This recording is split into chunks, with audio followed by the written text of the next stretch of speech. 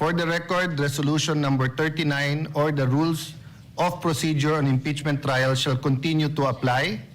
We further note that Rule 6 thereof, which provide that the provisions of the rules of the Senate and the revised rules of court shall apply suppletorily whenever applicable. The court having been organized and the articles of impeachment having been presented, let a writ of summons be issued to the Yun Vice na. President Nako. Sara Zimmerman Duterte, Yun. who is directed to file her answer within a non-extendable period of 10 days from receipt, pursuant to Article 7 of the Rules of Procedure of Impeachment Trial. She is directed to appear before the session hall of the Senate of the Philippines upon notice. Pahiya na naman ho yung mga talyanista at ensaymada, yung mga dilawan at pinklawan. Ang pinapakalat ho kasi nilang naratibo, kung sakaling maging SP itong si Cayetano, di-dribble niya ang impeachment laban dito kay VP Sara. Sa mga hindi pa ho nakakaalam, nag-convene na ho ang impeachment court. Palakpakan! Para doon sa mga nagpapakalat ng ganyang naratibo sa Malacanang, yan para sa inyo. Mamaya ho, papasadahan ho natin yung press ko na yan, itong si Auntie Claire. Balita ko, marami na nakakamiss dito kay Auntie Claire dito sa PH Update sa mga kasama natin dito. Pero bago yan, isang like at isang subscribe. Masaya na ho tayo dyan at sa mga gusto sumali sa ating community, yung join button nandyan lang ho sa baba. Ayun na nga mga kababayan, pinatunayan ho nitong si Senate President Alan Peter Cayetano na hindi talaga hindi ho yan ng impeachment na yan hindi ho niya talaga i-dribble.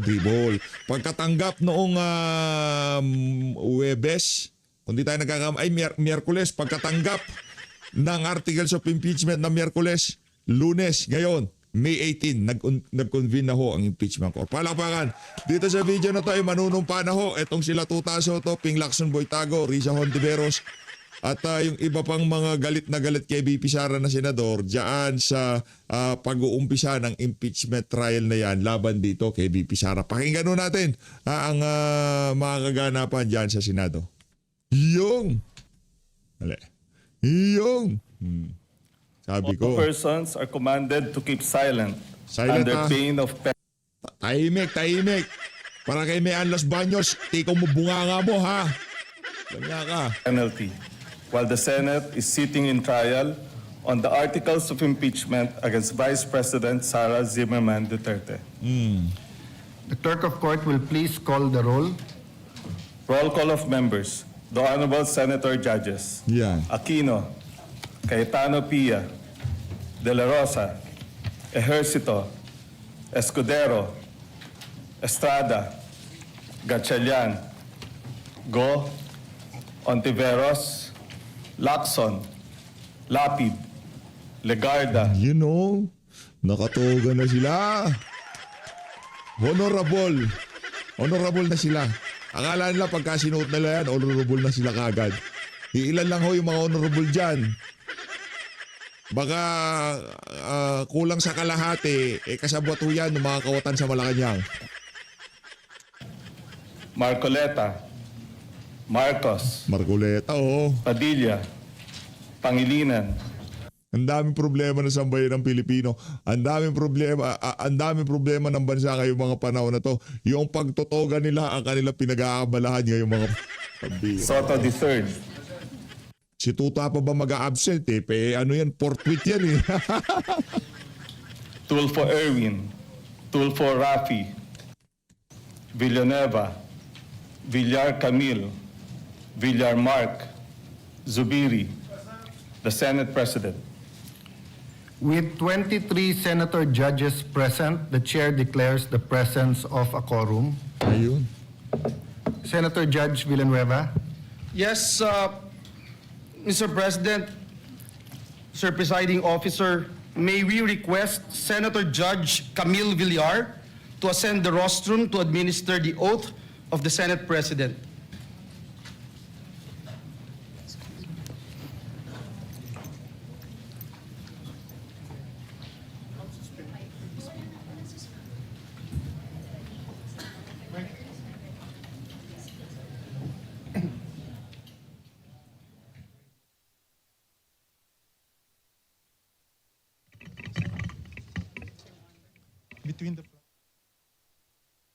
Yan na, manunumpa na si SP. Auntie Claire, nakikita mo ba yan? Oh. Auntie Claire, nakikita mo ba yan? Oh. Tingnan mo Please lang. raise your right hand. Impeachment trial of Vice President Sara Zimmerman Duterte. Naku, yan I state your name, I, Alan Peter Compañero Shram Cayetano, solemnly swear solemnly swear that in all things appertaining to the trial of the impeachment of Vice President Sara Zimmerman Duterte, that in all things appertaining to the trial of the impeachment of Vice President Sara Zimmerman Duterte, now pending, now pending, I will do impartial justice according to the Constitution. I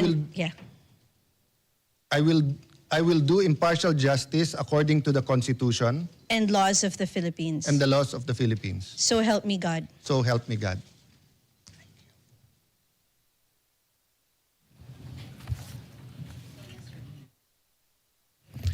At this time, I will administer the oath of each of the senator judges in the chamber in conformity with Article 11, Section 3, Paragraph 6 of the Philippine Constitution and Rule 3 of the Senate Rules of Procedure on Impeachment Trials.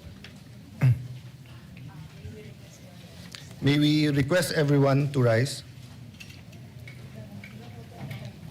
Same oath, no? Same oath. So, same.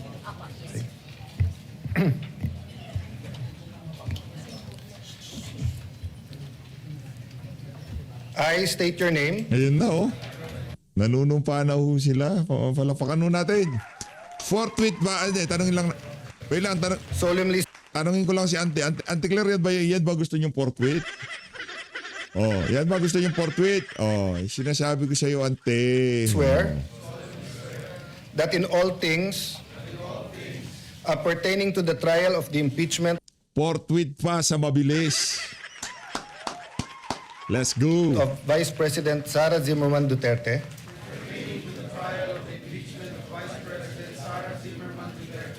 now pending, I will do impartial justice according to the Constitution and the laws of the Philippines. So help me God.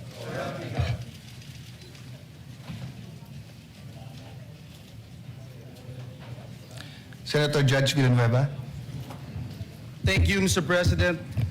Last Thursday, May 14, 2026, the House of Representatives, through Secretary General Cheloy Garafil, personally delivered to the Senate the articles of impeachment against Vice President Sara Zimmerman Duterte, pursuant to Article 11, Section 3, Paragraph 3 of the Constitution, and Rule 4, Section 11 of the Rules of Procedure in the impeachment proceedings of the House of Representatives. Earlier today, the articles of impeachment were referred to the Committee on Rules and consequently to the Senate sitting as an impeachment court. Mr. President, the articles of impeachment against Vice President Sara Zimmerman Duterte with its annexes are now presented to the court for proper disposition and action. The same is duly noted and made of record.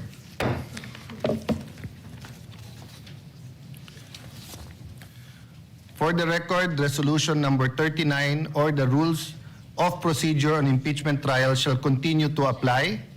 We further note that Rule 6 thereof, which provide that the provisions of the rules of the Senate and the revised rules of court shall apply suppletorily whenever applicable.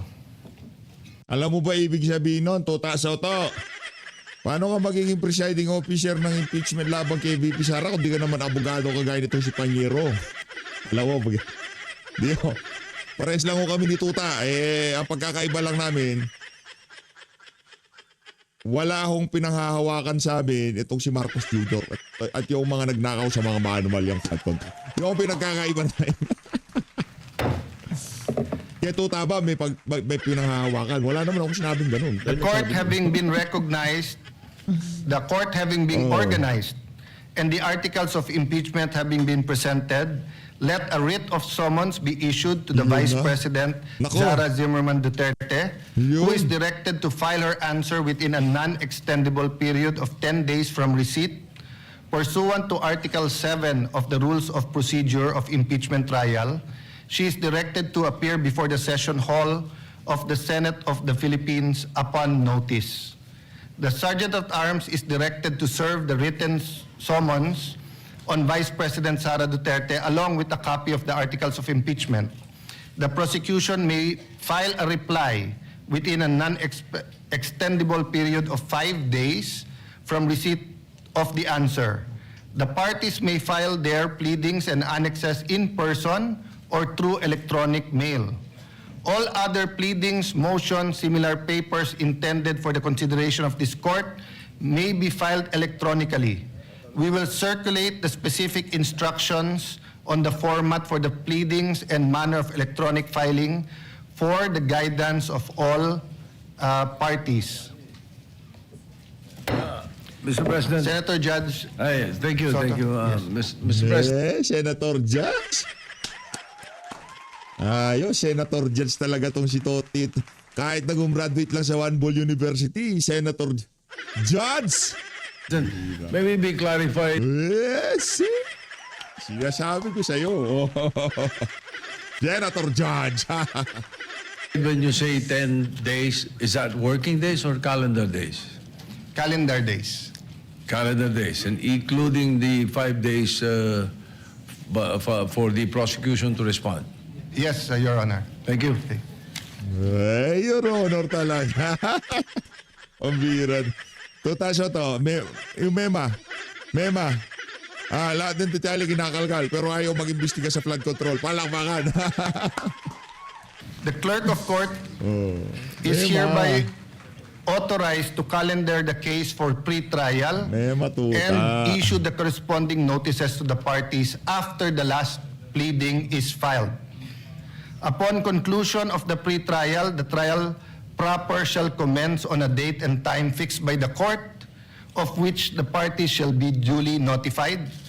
I approached members of the minority of the Senate, and then later on I will approach the senator judges that we will fix the calendar together, and in pursuit of impartial justice, we will come up with a impeachment calendar that is fair to the prosecution and to the defense, and will allow us to continue to function in the legislative side of our work.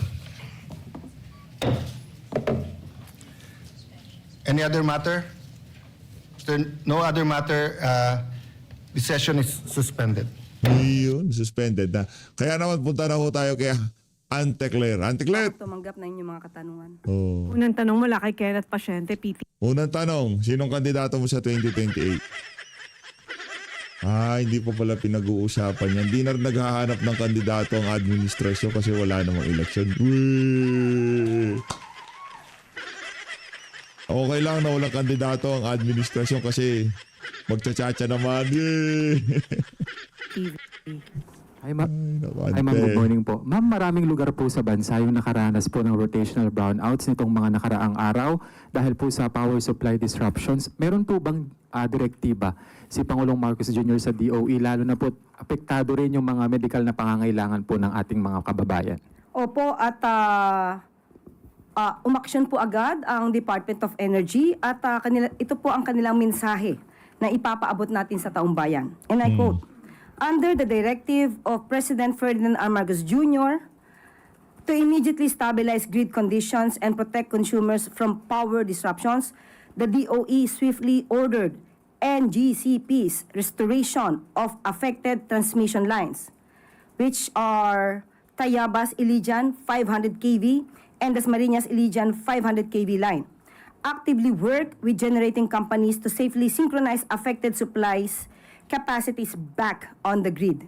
Mobilize the Grid Reliability Task Force with ERC, IEMOP, Transco, and PSALM, and directed NGCP to provide the full technical and incident reporting to ensure accountability and the safe return Accountability, safe. of critical capacities to the grid." End of quote. From the DOE. Ante. Sunod na tanong mula kay Katrina Domingo, ABS-CBN. Good morning, Undersecretary. How does the palace respond to growing calls to replace Interior Secretary John Vic Remulla? Wala pa pong anumang makukomento sa panawagang yan. Hindi po ito napag-uusapan sa ngayon. Gaano po ka-satisfied ang Pangulo doon sa performance ng DILG, not only with the Senate fiasco last week, but also with wrong information about Zaldico's golden visa, Zaldico's Portuguese passport, the timeline for his arrest, as well as the supposed soon release of the Interpol? Medyo nagkasunod-sunod po kasi. Ano po yung pinapataw ng Pangulo? How does the President hold the Interior Department accountable for these gaffes? Sa ngayon, ang huling pagkita ko po na sila'y nagkausap sa aking huling, kumbaga ako'y witness, yung huling pagpupulong bago tayo nagkaroon ng briefing noong Huwebes. Wala po sa akin, personal po, ay wala naman po akong nakitaan na natanggal ang tiwala ng Pangulo kay Secretary John Vic Remulla. Ma'am, last for my... Sa ngayon. Ma'am, last for my end. So, ibig po ba sabihin, walang katotohanan yung mga umiikot na balita na maaaring si dating Senator Antonio Trillanes o kaya naman po ay si dating Interior Secretary Ben-Hur Abalos yung pumalit kay John Vic Remulla sa DILG? Wala pa pong ganong ibinibigay sa ating mga impormasyon. Sunod na tanong mula kay Ivy Reyes, Bilyonario. Hi, Yusa. Good morning. On serving Senator Bato his warrant, Attorney Nery Colmenares said the government can find Senator De La Rosa with all its intelligence fund. Kung gugustuhin daw po ng gobyerno, mahahanap naman po talaga si Senator Bato. Since the senator has now escaped twice, how is the administration... Grabe naman ng PTV. Escape talaga. Ano escape? Wala pa naman siyang valid local warrants. Kayo naman, mga ano tapa, pati talaga itong mga media na to, puro mga cooks. utilizing its resources to hold the senator to account? So sinasabi po pa talaga natin na siya'y tumakas. Yan. Sa unang pagkakataon, nung nabanggit po ni Ombudsman Remulla na may warrant of arrest, Hindi, nagsabi lang tumakas yung reporter lang. ito naman po ay hindi pa nasa sa publiko. So, hindi naman natin masasabing siya'y tumakas, kundi siya'y nagtatago lamang para siguro hindi siya maabot ng kamay ng batas. Sa pangalawang pagkakataon, maaari nating sabihin na siya talaga ay tumalilis dahil nabanggit na may warrant of arrest na inisyo ang ICC. Nakita naman po niyo kung paano magtrabaho ang ehekutibo. At siguro ang dapat lang mangyari dito ay wag natin pabayaan ang may mga masamang balak na paligtasin ang dapat na managot. Yan. And Ikukulong na rin si Senator Robin Padilla, persons of interest. ma'am, the OSG also gave a strong worded comment that a sitting senator running away from the very courts that he's seeking relief from should be denied of his pleas. We understand Malacanang leaves all opinions to the courts, but doesn't the palace see a need for a stronger stance, especially... Hindi, kasi ganito yan, Ateng. Ateng, alam ko, bagong riban ka, ang pinang-riban mo, baka, di ba, hindi natin alam. Saan galing yung pinang-riban mo? Maleta ba? O hindi natin alam. Ganito kasi yan, kahit na mayroong petition sa Korte Suprema, hindi naman kikilalanin yan dahil nga mga adik yung mga nasa Malacanang. Walang problema kahit may petition sa Korte Suprema, mayroong usapi sa Korte Suprema, basta nahuli si Bato de la Rosa, diretsong makakapigil. Sasabihin na lang ng executive pag nangyaring napadala na sa dahig itong si Senator Bato at lumabas yung desisyon ng Korte Suprema na mali yung ginawa niyo. Ano sasabihin ng Korte Suprema? Pabalikin niyo dito si Bato de la Rosa. Hindi na magagawa ng executive yun. Kahit gusto pa ng executive, mahirap na kung pabalikin. Mahirapan na sila. Mas madali na hintayin natin yung desisyon ng Korte Suprema kaysa pagka napadala sa dahig si Sen Bato at pababalikin siya sa Pilipinas. now that this has reached international traction? Kitang-kita po natin kung ano mismo ang binanggit ng OSG. Siya lang hinihintay kong magtanong dito. Si Ma'am Hannah Jane Sancho. Palakpakan. SMNI, siyempre. SMNI number 1. Nabanggit na sa ngayon ay tinuturing na isang pugante itong si Senator Bato de la Rosa. So, napakalaking mensahe po ito nang ibig sabihin tayong pong lahat ay dapat naging mapanuri kung ano dapat ang ipatupad na batas at kung sino ba dapat din ang makita natin na nagtotolerate sa paggawa ng hindi maganda, paggawa ng labag sa batas. Follow-up question mula kay Maricel Halili, TV5. Yusek, good morning. So how does the palace view those personalities like Senator Robin Padilla who allegedly helped Senator Bato to leave the Senate premise? Magkakaroon naman po ng pag-iimbestiga at nakita po rin natin ang mga namutawi sa bibig ni Senator Robin Padilla at that time na siya pa ay isang ordinaryong citizen. Na kapag sinabi niya na kapag kami nagsisilbing warrant of arrest ay dapat na sumuko. Pero bakit hindi natin nadidinig mismo kay Senator Robin Padilla ang ganong mga salita? Local warrant, ha, galing sa local courts, hindi sa foreign court na walang jurisdiction sa Pilipinas. Wag natin lokohin ang sambayan ng Pilipino. Pagka sinabi niyong may warrant, galing sa foreign court na walang jurisdiction sa ating bansa. Kasi diyan nila ginugulo ang naratibo. Okay? Diyan nila ginugulo ang naratibo. Patungkol sa kanyang kaalyado na si Senator Bato de la Rosa. Meron bang ibang pagtingin? Meron bang tinititigan? At merong tinitignan lamang? So, kung sino dapat na managot dito, kung mayroong mga pagkukulang at may lumabag sa batas, mayroong nagtatakas o nagpapatakas, dapat lang din po tayong mga Pilipino ay maging mapanuri sa mga nagiging aksyon ng ating mga public servants. Sunod na tanong mula kay Samuel Medanilla, Business Mirror. Good morning po, ma'am. I-ask ko lang po if President Marcos has already accepted the offer of ADB for 1.75 billion financing assistance.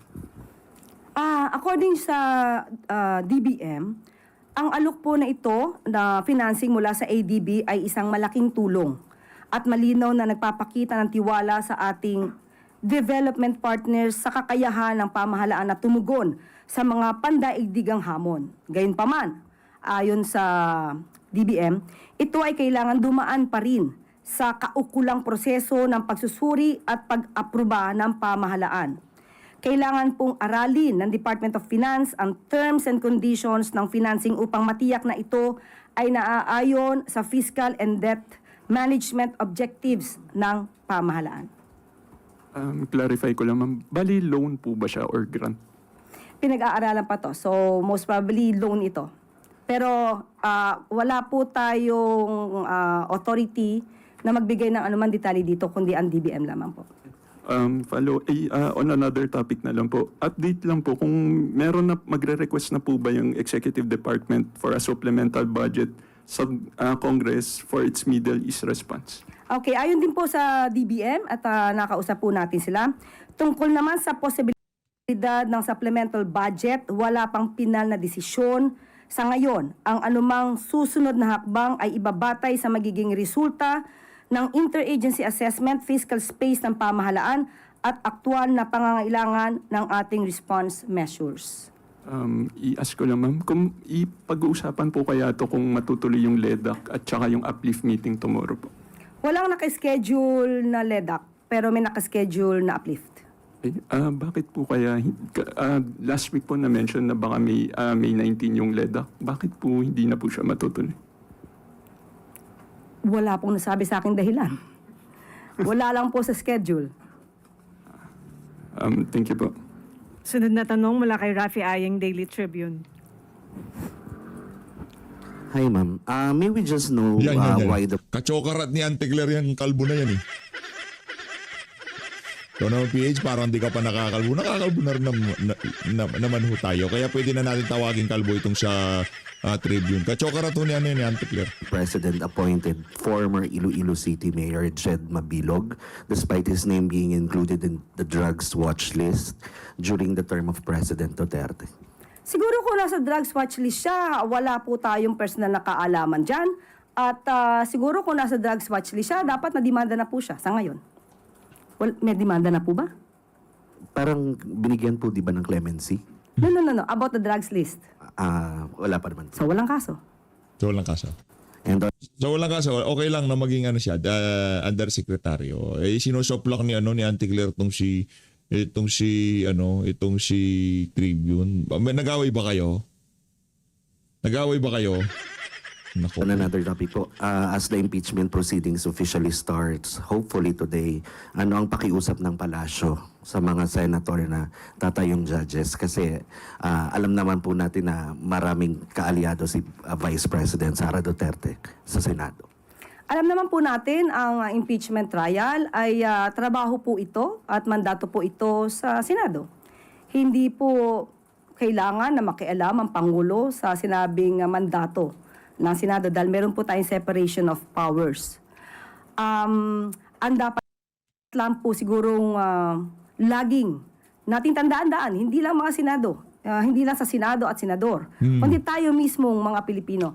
Ang dapat na managot, ayon nga sa Pangulo, ay dapat na managot. So, wag na lamang siguro maging daan ang sinuman sa pagtakas ng mga dapat na managot. Thank you. Follow-up question, Ivan Maria, GMA. Tungkol ito sa sa status ni Senator Bato de la Rosa na sabi ng Office of the Solicitor General ay isang pugante at dapat nating kilalanin ng warrant from the ICC. Last week, ang sabi po ng Pangulo sa kanyang statement, wala siyang utos na arestuhin si Senator Bato. Ganon pa rin po ba ang utos niya despite the position of the OSG that Senator Bato is a fugitive? Kung ano po ang dapat na gawin, nagsalita na po ang DOJ na sa ngayon dahil meron po tayong hinihintay na desisyon mula sa Supreme Court at iginagalang po ng Pangulo at ng administrasyon ang nakabingbing kaso sa Supreme Court. Ngunit hindi kailangang tumakas palabas ng bansa si Senator Bato de la Rosa. Kapag siya ay nagtangka, ayon na rin sa DOJ, siya ay huhulihin. Siya ay huli. So kung yung last week, pwede po ito magbago, depende sa magiging development sa pending na petisyon sa Supreme Court. Opo. Pangalawang tanong ko lang po, as President and as a former member of the Senate, may nabanggit po ba ang Pangulo sa inyo on what he thinks, how he feels about what's happening in the Senate presently? Sa ngayon po, ang alam po natin sa Pangulo ay kailangan lang ipatupad kung ano ang nasa batas. Hindi kailangan na ang bawat isa ay sariling pagyaman ang gawin. Hindi ang iilang interes ang dapat na pagyamanin, kundi dapat tumugon kung ano ang sinasabi ng konstitusyon, patupad kung ano ang sinasabi ng batas. Did you hear him express, galit ho ba siya? Dismayado siya? Nalulungkot siya sa nangyayari sa Senado ngayon? Sa huling pangyayari, patungkol dun sa di umano na pagtakas at pagkawala kahit na may protective custody ang Senado, nakakadismaya naman talaga. Kaya gustong patanggal itong si SP Cayetano. Sinabi po yun ng Pangulo that he is disappointed with how Nung things are turning out. nagkaroon po ng meeting, inalam niya kung anong pangyayari at makikita mo sa itsura ng Pangulo at kung paano siya magtanong sa mga cabinet secretaries, nandun po yung disappointment. Hindi sa cabinet secretaries, Para doon sa mga para doon sa tracing hindi nagpatinag sa pressure. Makakaasa ho kayo dito sa PH Update na lahat ng pwedeng maitulong, tutulungan ho natin sila. Diba? Yung side nila, papakita ho natin, hindi lang ho yung panggigipit na gagawin ng ombudsman o kung ano pa mga ahensya ng pamahalaan dito sa mga senador na to. kundi sa pangyayari sa Senado. Follow-up question mula kay Katrina Domingo, ABS-CBN. Ma'am, yung tanong ng marami ngayon, I would like to direct to the President, kung hindi ka pagalit, bakit? Kung hindi ka pagalit, bakit? Yes, with the performance of the arrest, because this is not the first time that the Philippines tried to serve an arrest warrant from the ICC. The public has been comparing the performance of former PNP Chief Torre compared to the failure of the NBI to serve the arrest warrant against De La Rosa. Bakit po hindi na-hold accountable kung sino mang ahensya yun pong nagkulang para maipatupad yung pagsaserve ng arrest warrant? I-correct po natin to. There was no failure on the part of the NBI agents. Walang failure na pumasok sa loob ng bahay ng may bahay. Pag inutusan sila dahil wala naman silang doon, wala silang imbitasyon, wala silang koordinasyon. Nung inutusan sila na ibaba yung mga daladala yung armas dahil bawal yan sa loob ng Senado, winarningan sila, sumabay sila, nakipagpalitan sila ng putok, wala silang maling ginawa doon. Palakpakan ho natin, bangag ko talaga mga taga-Malacanang kung ganyan. Parang sila. But was it right for the NBI to succumb to the authority of the Senate na ilagay under, na ipahinto o ipahalt o isuspend yung pagsaserve ng arrest warrant while he is under protective custody? The question is, was the Senate correct in interfering with the service of the warrant of arrest? But was it right for the NBI to actually adhere to the demand of to that? Maanghang yan, yung channel 2 na yan. Yung, mas okay pa nga yan kaysa ano pangalan to, Mian Los Baños. Mas bet natin itong QT na to, QT. Maliit eh. Maliit yan si ate. Pero maanghang yung mga tanong yan. Demand of the Senate kung wala naman pong legal basis according to some analysts. Dito makikita nyo kung sino ang may respeto sa isang institusyon. At sino ang hindi rumispeto sa batas. Yeah. Sunod na tanong mula kay Hannah Sancho, DZAR. Nakita namin na yung sobrang pang-aabuso at hindi pagrespeto sa institusyon ng Senado, yung ginawa na yon ng NBI. Kahit paano nating pagbalik-balik ta rin, walang lusot doon. Walang lusot ang Malacanang doon sa ginawa nilang kabalbalan. Yung nangyari po sa Senate po, with all yung Ayun na. tawag ni Senate. Palakpakan muna natin daw si Ma'am J. Santos. Sa mga inaabangan natin magtanong. Senate siege. Malupit, di ba? Do we may reaction po ba yung Pangulo given na naging senador siya? Kung mako-consider niya ba na desecration ng institution yung nangyari po? Senate siege. Was it under attack? It was not. The Senate was not under attack. You can see that from the news, not only from the statements of the NBI and PNP, it was only the statement made by Senator Alan Cayetano. So as far as we are concerned, as far as the government is concerned, Senate was never under attack. And this is also the position of the President po, Of ma'am. course. And another question po, kasi nagkaroon po ng change of leadership and I don't know kung makakaroon pa ulit today. Ano po ang reaction ng Pangulo po dun sa pagpapalit po, considering na ngayon na yung sisimulan na yung impeachment trial po sa Senado? Ang papapalit ng liderato sa Senado ay kanila po yung aktibidad. So wala naman po. As long na hindi bumigay sa panggigipit yung mga senador na ginigipit ngayong mga panahon na to. Ang pagpapalit ng siguro feeling ko dito sa presko na to ni Ante, feeling niya kumpleto yung bilang nitong si Tuta. Feeling ko kasi medyo confident sila eh. Kung kinalaman ng Pangulo kung magpapalit sila ng liderato o hindi. So sa kanila po yan. Nasa Senado po yan. Sunod na tanong mula kay Ace Romero, Philippine Star. Yusek, may we just get the President's thoughts on the Ombudsman's decision to suspend the Senate Sergeant at Arms over what happened to the Senate recently? Ang Ombudsman po ay isang independent body. So trabaho po yan ng Ombudsman. But sang-ayon ba kayo or ano ang thoughts nyo about this given that you've been saying dapat accountable yung dapat managot? Sang-ayon man o hindi sang-ayon ang administrasyon, sinabi po natin, ang Ombudsman po ay isang independent body. So kung ano po ang kanilang magiging desisyon, yan po ay hindi panghihimasukan ng Pangulo. Salamat po. Sunod na tanong mula kay Raquel Bayan, Radyo Pilipinas.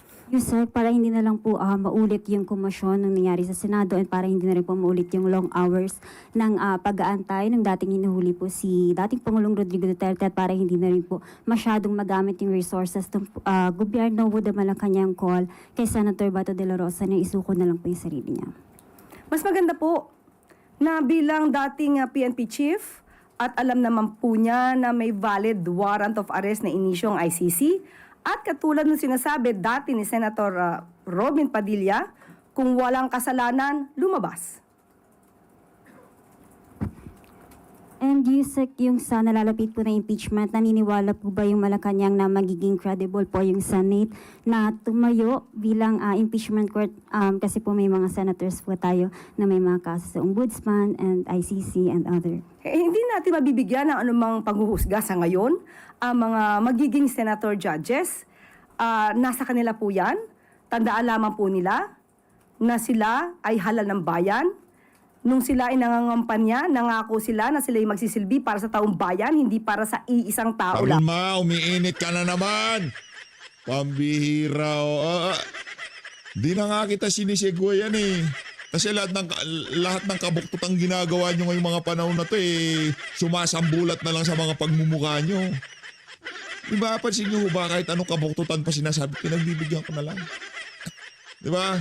Para wala na lang away. Kinukonsinti na nga kita dito sa PH Update kahit puro kababuyan sinasabi mo.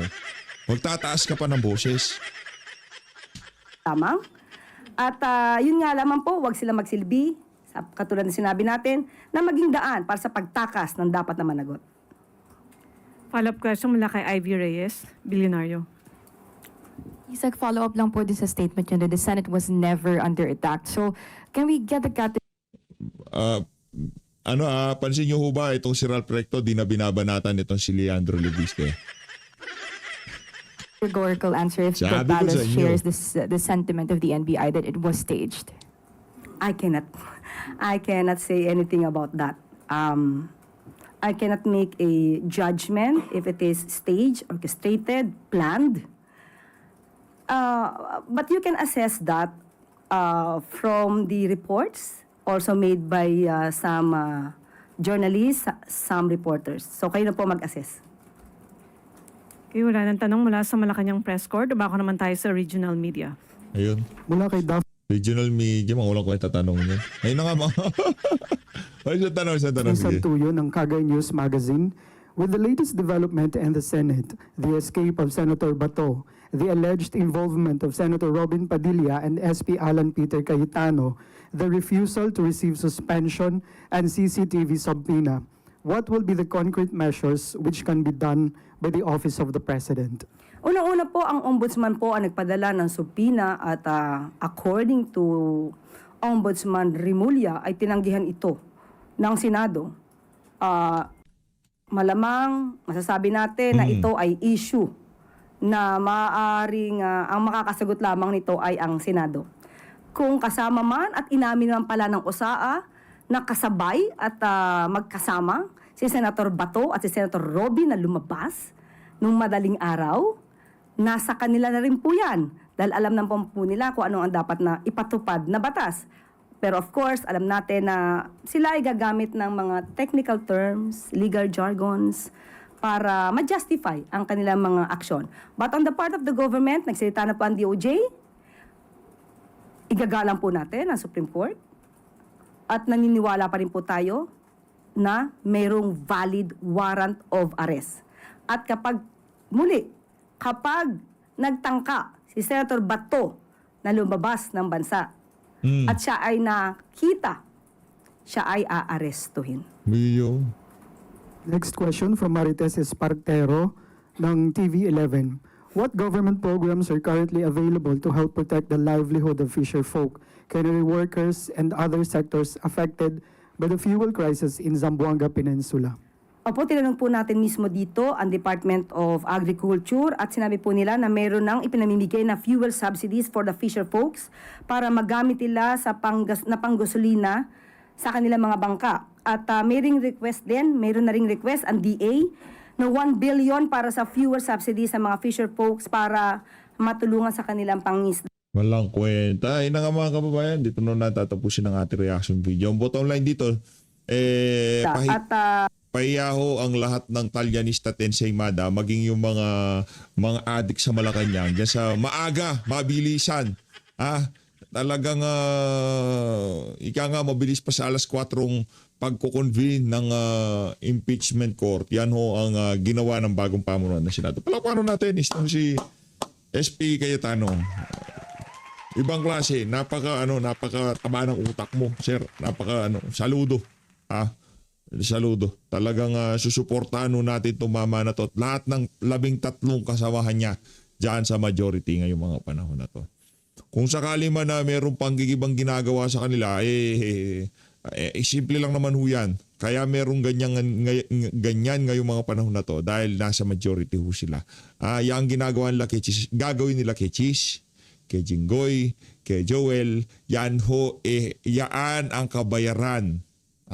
Diyan sa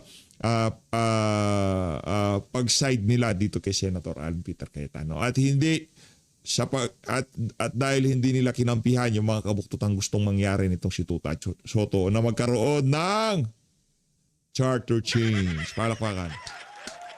Saludo. Maraming salamat.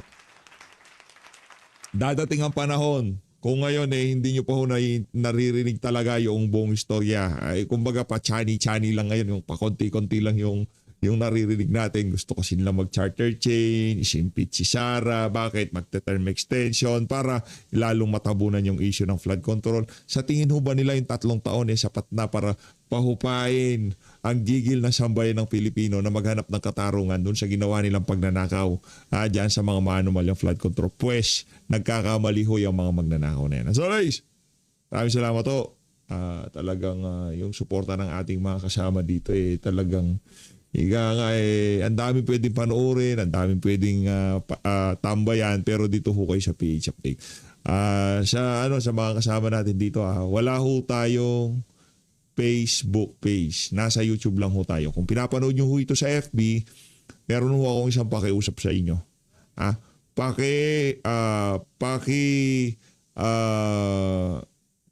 Report tapos paki-block ho nitong page na to. Dahil wala ho tayong page sa FB. Okay lang hong re-upload sa inyong mga personal account, i-re-upload sa inyong mga channel. Pero para gumawa ng PH Update, na ipinapakita na parang atin yan, tapos magpo-post sila ng kung ano-ano dyan, tapos tayo mapagbintangan, mahirap naman ho yan. Kaya hindi ho tayo pumupunta sa Facebook sa ganyang kadahilanan. Yung mga poster na yun, wala akong problema, i-upload nyo, walang issue sa atin yan. Pero yung para gumawa ng page, tapos ipapangalan sa atin, na hindi naman natin kontrolado kung ano yung mga lalabas dyan, mahirap po yan mga kababayan. Paki-report na lang ho at paki-block. Maraming salamat. Mahal natin Pilipinas.